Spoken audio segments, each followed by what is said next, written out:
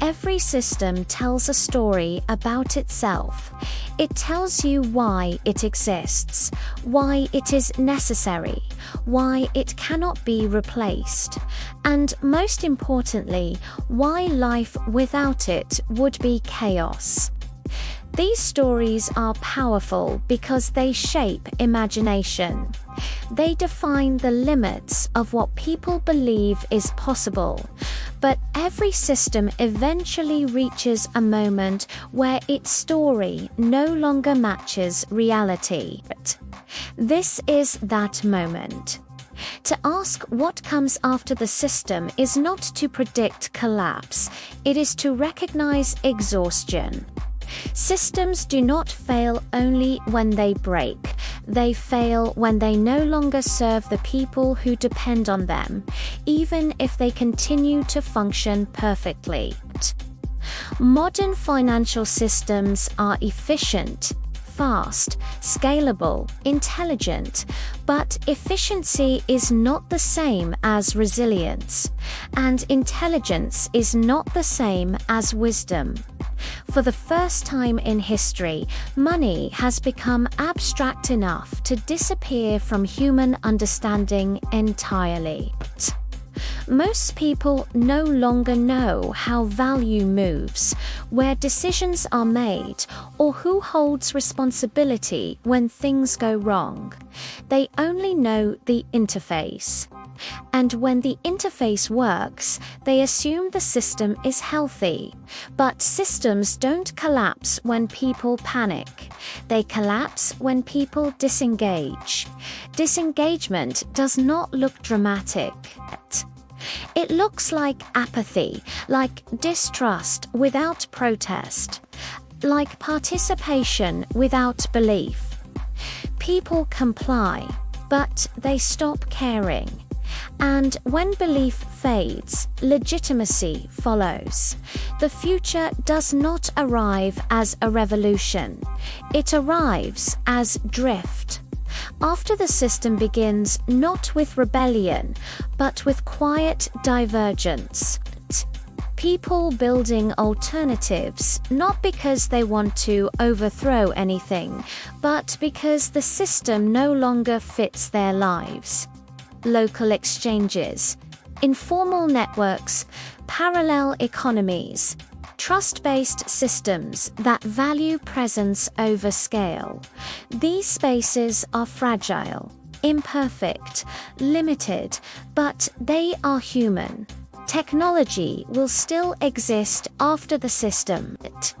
So will money. So will institutions. The question is not whether systems disappear, it is whether they loosen their grip. Every dominant system eventually faces a choice: evolve toward participation or harden toward control.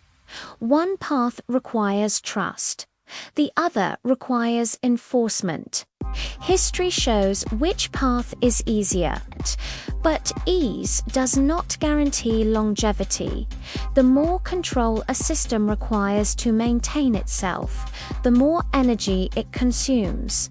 Surveillance, compliance, enforcement, justification. Over time, the system exists primarily to protect itself. At that point, it no longer serves, it sustains. And sustained systems are brittle. After the system does not mean a return to the past.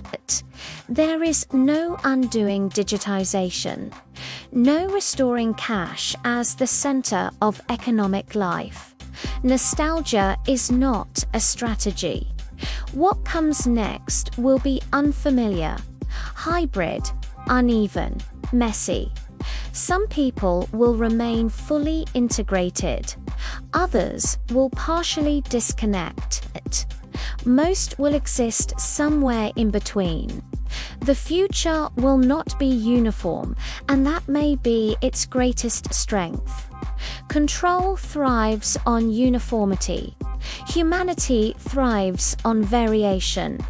The final question is not whether the system will change, it is whether people will remember they are allowed to imagine something else. Systems depend on participation, but imagination precedes participation. Once people can envision alternatives, even imperfect ones, inevitability loses its power. The most dangerous belief any system can encourage is that there is no alternative. Because once people stop believing that, the system no longer owns the future. After the system is not a destination, it is a condition. A moment where obedience stops feeling natural, where questions return, where convenience is weighed against meaning, where money becomes a tool again, not an identity, not a score, not a signal, but a means. What happens next is not predetermined. It never was.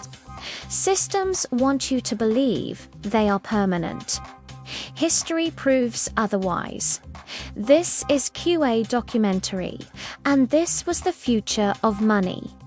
What comes after depends on what people choose to build when the system stops feeling inevitable.